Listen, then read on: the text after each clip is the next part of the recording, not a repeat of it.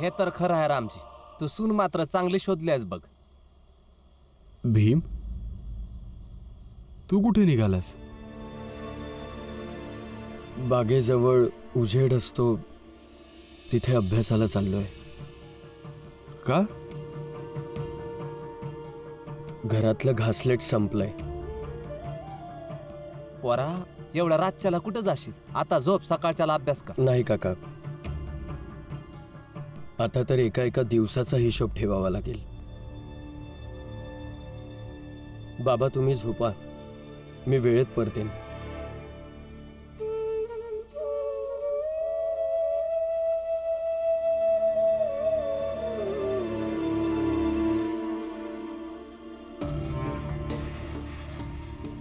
रामजी, जिजाबाई, जिजाबाई, काय काय झालं? घासलेट संपलंय का घरात? मी तुला काही विचारतोय, घरात घासलेट नाहीये का? नाही आहे. मी खोटं कशाला सांगीन?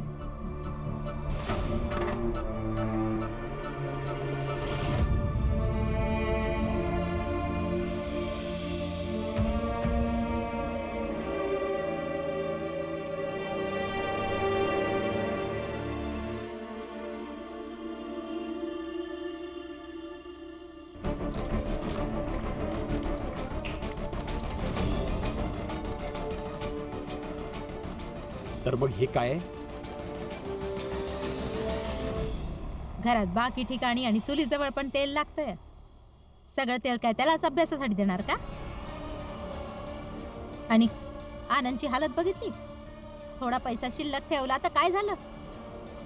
आणि जेव्हा तो स्वतः कमवून आनंद तेल तेव्हा कराल अभ्यास जसं पहिलं करत होता.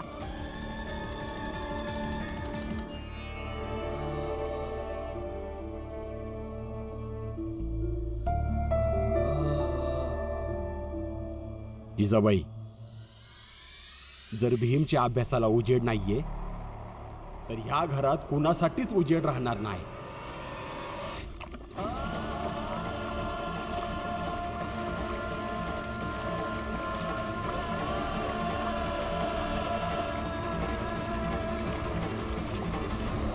अरे काय करतोयस? अरे काय करताय तुम्ही? दादा,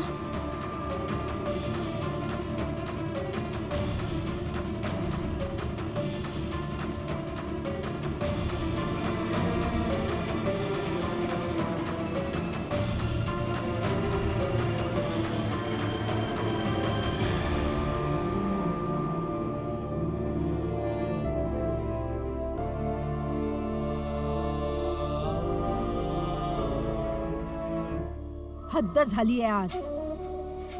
या घरात काहीही चांगलं करायला जावं तर बदल्यात हे सगळं मिळतं. या घरात आता एक क्षण पण नाही थांबायचे आणि माझ्यासोबत लक्ष्मी पण जाईल. आम्ही असं समजू की आमचं नशीबच फुटकं आहे, पण आमच्या सासरी दिव्यातल्या तेलाचा मान जास्त आहे, पण घरच्या बाई माणसाचा नाही. गप! एकदम गप! तुला घर सोडून जायचंय ना, तर जा, आताच्या आत्ता जा. पण मी काय बोलतोय ते नीट लक्ष देऊन ऐक. तू जर आता गेलीस तर जोपर्यंत मी जिथं आहे या घरात परत यायचं नाही.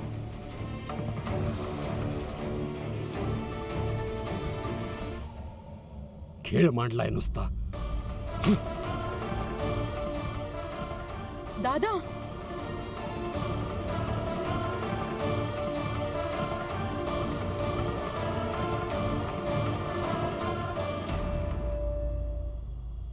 काय झालं रामजी भाऊ?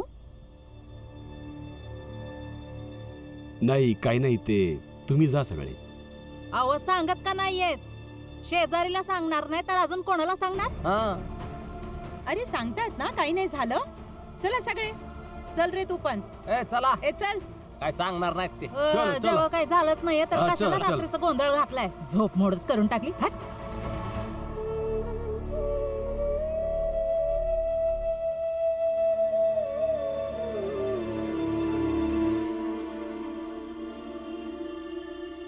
आता विचार काय करते? या घरात नाही राहायचंय आपल्याला लक्ष्मी. ऐकलं नाही काय म्हणले? चल. आई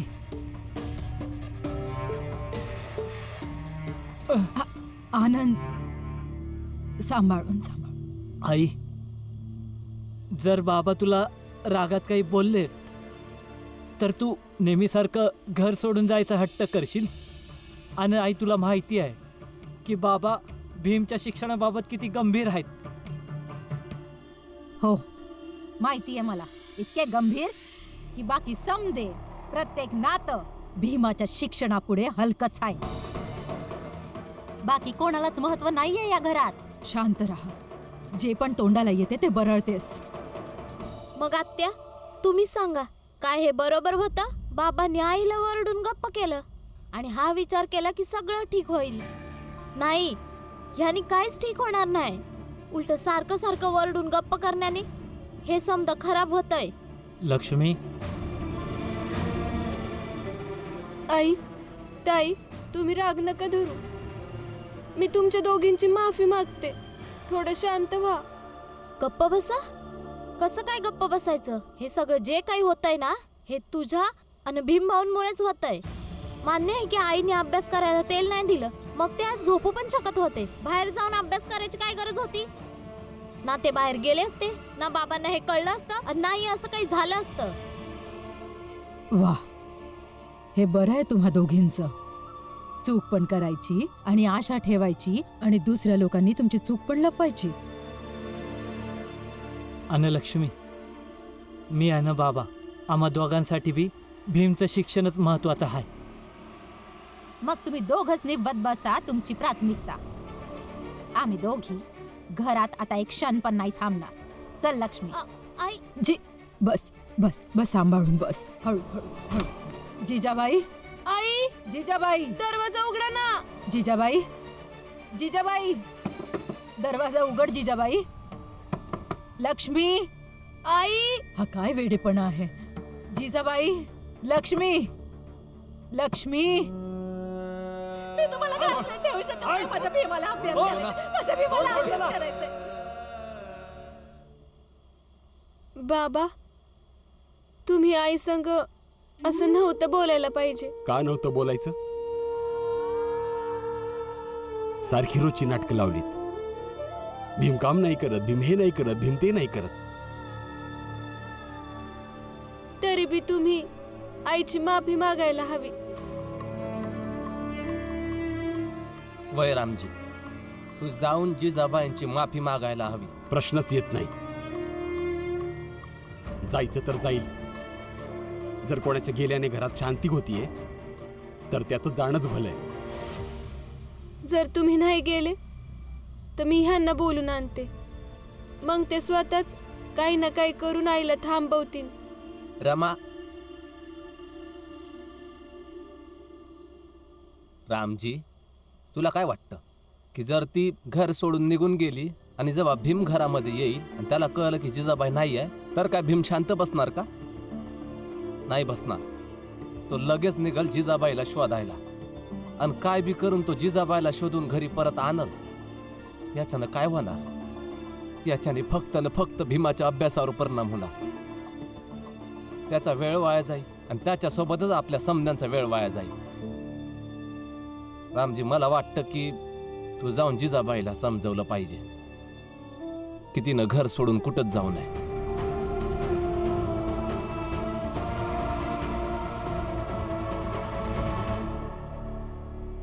आई, असं काही नाही. आई, ऐकून तरी घ्या एकदा माझं. मी प्रत्येक एळीला थांबली आहे, पण यावेळेस नाही. एकदा शांत डोक्याने माझं ऐकून तर घ्या. काही बी विचार करायचा नाहीये मला. आई, विचार करा ना. जर रागात आपण हे घर सोडून निघून गेलो तर नुकसान कोणाचं होणार आहे? तुम्हाला समजतंय ना आई? ते भीमभाऊ तर आरामात अभ्यास करत राहतील आणि आपण दोघी आपले सासर सोडून इथं तिथं भटकत राहू. जर व्हायला तर हे पाहिजे आई की आपण दोघी इथे राहू आणि अशी अवस्था करू ज्याने भीमभाऊ आणि रमा हे घर सोडून निघून जातील. पण माझा नवरा आणि तुझा नवरा असेपर्यंत आणि आत्याबाई असेपर्यंत असं काहीच होणार नाही. हाच तर आपला संघर्ष आहे आई. आणि हा संघर्ष करून आपण तेव्हाच जिंकू जेव्हा आपण इथं राहू. निघून गेलो तर हारू ना आपण आई.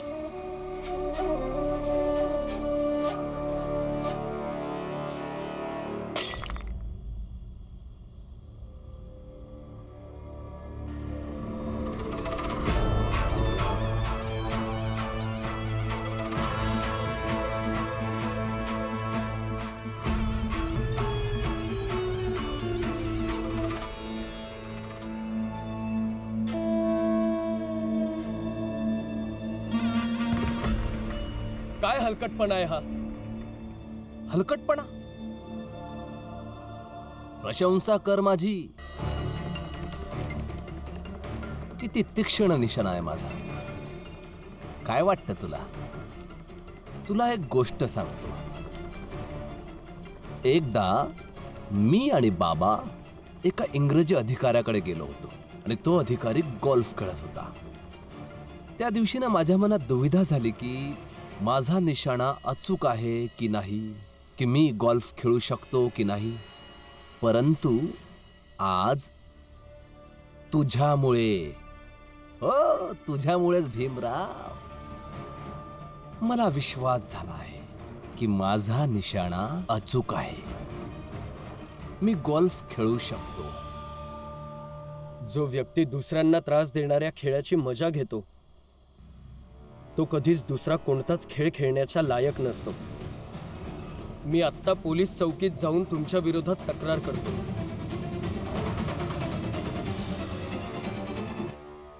जिजाबाई, जे दादा, आता तूच समजाव ना.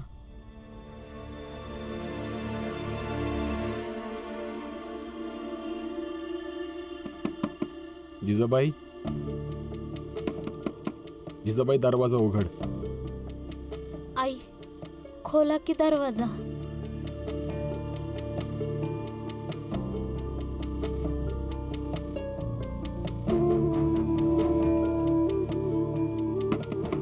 जिजाबाई दरवाजा उघड.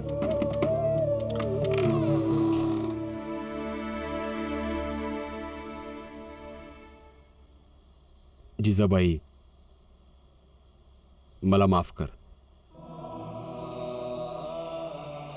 मला तुझ्यावर ओरडायला नको हवं होतं. मी माझ्या आयुष्यात कधीही भीमाबाईवर अशा प्रकारे ओरडलं नव्हतं. माफ कर ग मला. आणि असा काहीतरी उपाय शोध ज्यामुळे तू भीमासाठी तुझ्या सगळ्या तिटकारासोबतही या घरात राहू शकशील. आणि भीमचं आयुष्य जसं होतं तसं चालत राहू दे. हा तुझा स्वतःच्या नवऱ्यावर केलेला सगळ्यात मोठा उपकार असेल. तू या घराला सोडून जाऊ नकस.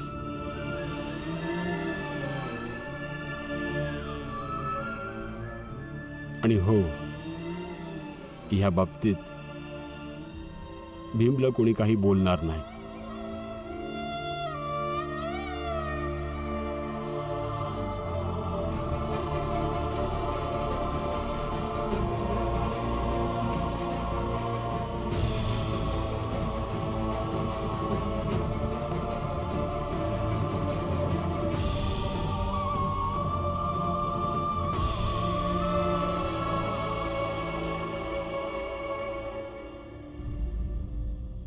चला तुम्ही पण आराम करा.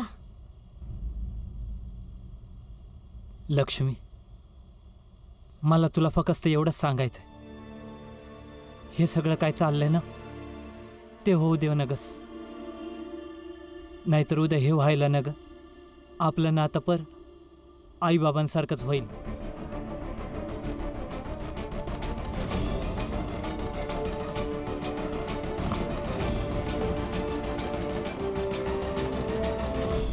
बॉम्बे म्युन्सिपल कॉर्पोरेशनची लाईट तुम्ही फोडली आहे. ही सरकारची संपत्ती आहे. आणि सरकारी संपत्तीचं नुकसान करणं हा कायदेशीर गुन्हा आहे. या मित्रांनो, लवकर या. चला. हे बघा, आपल्या विभागात येऊन हा भीमराव इथल्या लाईट्स तोडतोय. काय? आताच पोलीस ठाण्याला घेऊन चला याला. हो घेऊन चला.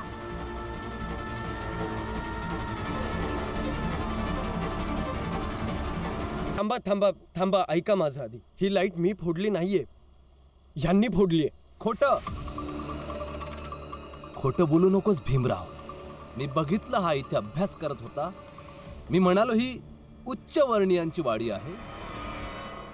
तुम्हा गरीब लोकांच्या नियतीचा काय भरवसा. कोणतीही महागडी वस्तू बघितली की नियत बदलली. मी म्हणालो दुसरीकडे जाऊन अभ्यास कर, तर याने रागाच्या भरात लाईट तोडली आणि आता लोकांच्या समोर माझं नाव घेतोय हा. तुम्ही खोटं बोलू नका. मी ज्या कुठल्या जातीचा असेल, पण चोर नाहीये. आता चोर स्वतःच सांगणार का मी चोर नाहीये म्हणून? जा तुझ्या विभागात जाऊन अभ्यास कर. नाही, मी कुठेही जाणार नाही. ही लाईट सरकारी संपत्ती आहे, तुमची व्यक्तिगत संपत्ती नाही. त्यामुळे इथे बसून अभ्यास करण्यास मला तुमच्यापैकी कोणीच अडवू शकत नाही. मी इथेच बसेल आणि इथेच अभ्यास करेन. बघा, आमच्याच वाडीमध्ये येऊन आम्हाला शहाणपणा शिकवतोय. याला तर धडा शिकवावाच लागेल. इथून जाणार की नाही तू? नाही जाणार.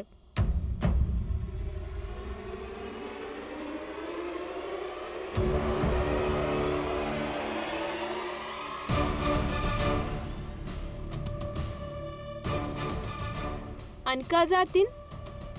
तुम्हाला काय वाटलं तुम्ही यांना मारून बिरून इथून हाकलून लावाल? मग इसरून जा. मी असेपर्यंत माझ्या नवऱ्याला कुणी हात बी नाही लावू शकणार.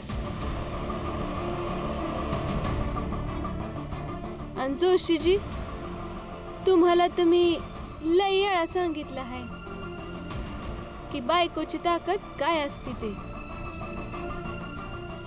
तरी तुम्ही इथं तमाशा करताय. बांधवांनो, या खालच्या जातीतल्या लोकांशी बोलण्यात काहीच अर्थ नाहीये. चला. एक मिनिट. परंतु जाण्याच्या आधी इथले सगळे लाईट्स तोडून टाका, म्हणजे सगळा आरोप या भीमरावावर येईल. बरोबर बोलतोयस. फोडा सगळ्या लाईट्स. काय करताय तुम्ही? चला. अहो थांबा, असं नका चला. करू. फोडा सगळ्या लाईट.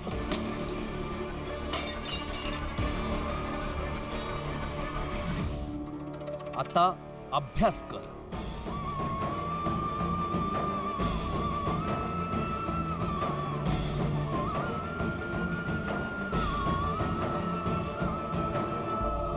चला.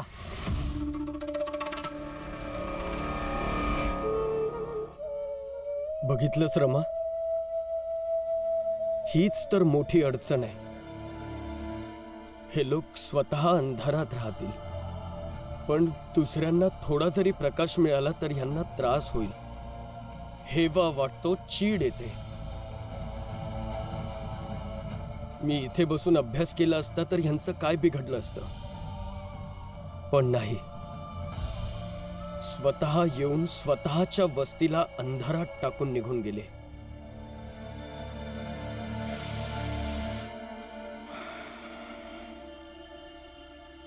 चला जाऊ घरी. हे लोक लाईट तर फोडू शकतात, पण उद्या उगवणाऱ्या सूर्याला उगवण्यापासून कसं थांबवतील हे? उद्या रात्रीपर्यंत तेलाची सोय काही ना काही करून करीन मी.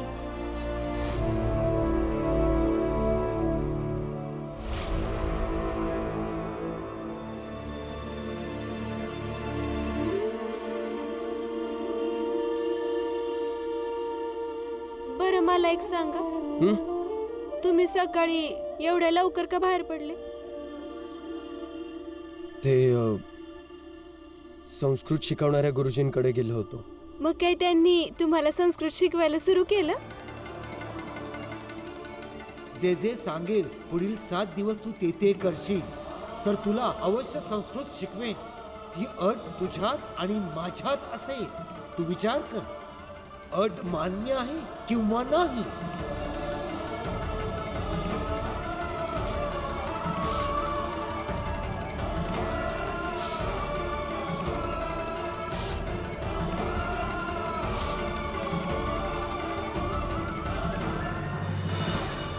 काय सांगू रमा तुला, गुरुजींनी मला कोणती अट घातली ते.